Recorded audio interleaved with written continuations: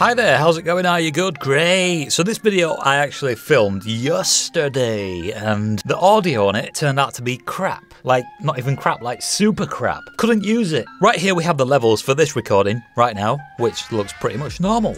But when I did it yesterday, they look like this. And this is what the sound sounded like. So you see how it was going into the red and sort of just staying lit for a second or two? Well, that was what I should have investigated, because I know that's not normal, but I didn't investigate it. So I sat here for about an hour doing this, and well, it just turned out to be poo. Either way, I managed to fix the problem, and then I recreated the problem just for this video. But yeah, that was kind of annoying, because otherwise you'd have a video a day earlier, probably. And obviously it's going to be different this time round, because I'm not going to be able to head over to the same place twice. Although we are heading to Perth, because that is where I left off last. And Perth is... man, I've been here 3 times now, and there it is. Alright, so back down here to Perth. Let's drop this guy down and we'll just explore some random streets. Do this a few times because that's what I usually do, and we'll just... I'll point out anything that might be interesting, or just take the piss out of it. Alright, well this street has a lot of bungalows. Bungalows, bungalows, bungalows. Bungalows, if you don't know, are single-storey houses. So just, you know, these things. And this street is Noongar Place. What's the other one called? Piedmont Street. Alright. Now the habits of the people in this neighbourhood, usually around this time of the day, what they do is they come out and they stand under trees. So as you can see, this person here is stood under a tree. This is what they do in this part of the country, which is actually 100% true. And you can even look this up. So we have one person here. This person's leaving for work. She's going to stay under this tree until this person comes back from work. And they don't do this in all the neighbourhoods, just a few of them. Alright, we'll head over to this place right here, which is named Hillary's, and we'll see what's interesting on this street. Nice house, very nice house. Cool, very cool. 2 bins belong to that house and 2 to that house. Let me see, am I right? 3A, 3B, 3B. So that's probably 3A2, yeah. That house and this house. Good to know. And this guy right here has a boat, just in case it floods. That way he can still get to work. Wow, that was a dramatic change in weather. And I actually have an Inglewood. I've heard of an Inglewood before. I think it's in America. I don't think they have golf courses there though. Which pool do you prefer, this one or that one? Usually what they do when they build around rivers is they leave a bit of space just in case of flooding. Or, if any areas are known for flooding, they don't build on it. So I'm sort of wondering if these green areas here are more likely to flood than any other areas. So, well, this is green. That's green. Well, that's got water in it, so maybe it does flood. I know what I'll do. I'll type Perth flooding into Google. And here we have this. Quite a bit of flooding. Interesting. Wait, Scotland. UK. Alright, there we go, that's a bit better. As you can see, the colour's a little different, not as grey as Scotland. I'm wondering if these guys live next to a river. They probably do, The images don't really tell me much, apart from it does flood. So, well, what is that about? Let's have a look at this. Ah, alright, interesting. Alright, so what I'm going to do is I'm going to line this up so it matches that. Sort of. I think that's how they've got it. Right, so that bit there is this bit here, and that's all green. And then we've got like all this here, and that is all that, and that is green. Ascot Racecourse is that. So that floods too, but this here doesn't. And that is this. Even though there's a bit of water in there, that is that. So the edges of it does, and the edges is all that. And this bit.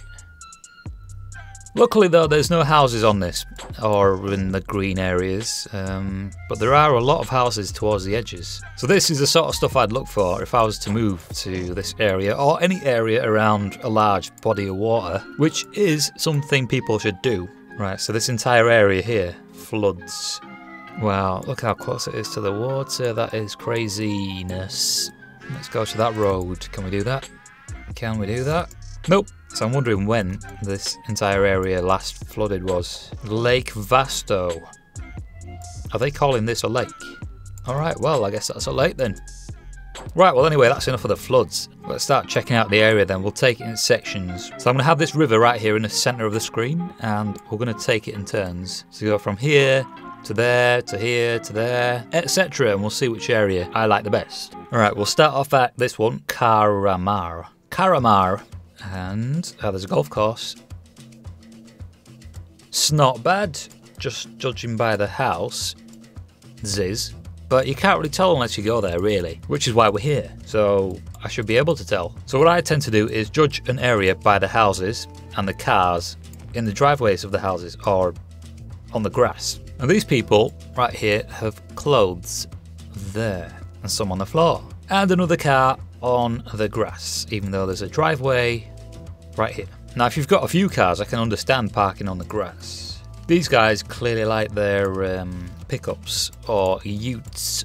Basketball net. Well, it seems like a nice area. I like that they have solar panels on the roofs, really doing their part for the environment, I guess. Nice. Number 150. Reminds me of something I'm not going to say. Alright, so that was a decent area. I could put that on my list. Caramar. Just got to remember caramel, but spelt with a speech impediment. Caramar. Alright, let's centre that again, and this time we'll head over to the opposite side, which is over here. It's called Success. We'll head down to Success and see if we are successful in finding a house, an imaginary house we will move to. Me and you. Gay! First house, looks like we were successful.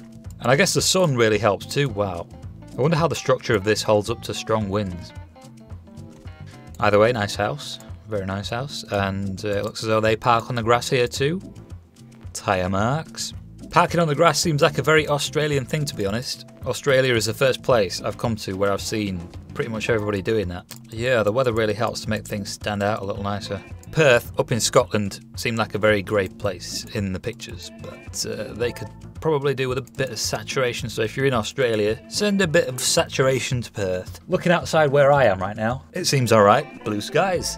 Weird. Either way, it's pretty cold, so maybe send some warmth over here where I am. Seems like an alright place. Right, so Caramar and Success were decent places. Now what we'll do is we'll head over to... Wow, look at that name. Nangara. Let's go between Nangara and Jandabup. Would I move to this area? Well, the roads are different. Maybe it's because it's a little further out. Well, maybe we'll go to where there are actually some houses. Still close by, we'll go over to... I don't know, here. Yep, I like it just from looking at it. Looking at it. And obviously it's a warm place. Lucky guys! Does it ever get cold there? Like, as cold as where I am? Right now, where I am, when I turn my phone on, and I can show you or tell you about the weather, it is 5 degrees C. And we are in February. Perth weather. Let's check out the weather in Perth. Oh, wow. Oh, wait, that's UK. Ha ha ha! That is what I saw, and I was surprised. This, however, is Scotland. And this is there.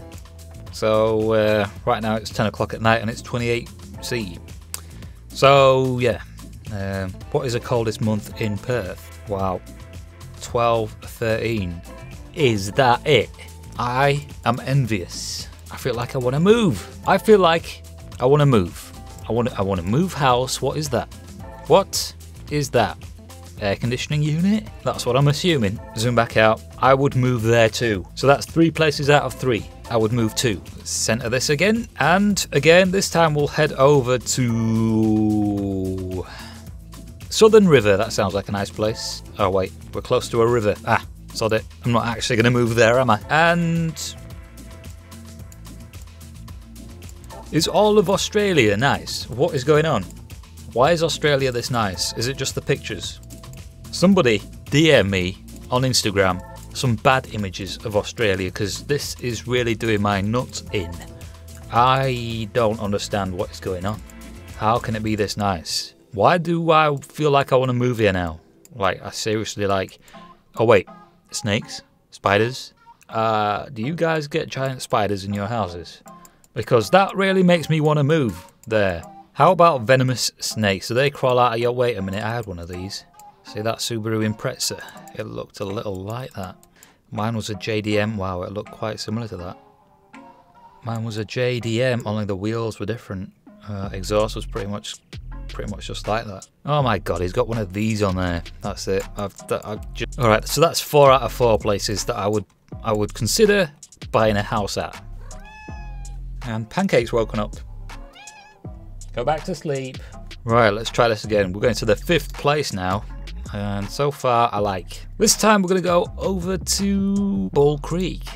Let's check out Bull Creek. I'm not too sure about that grass. I think we might have found a place that's maybe not as...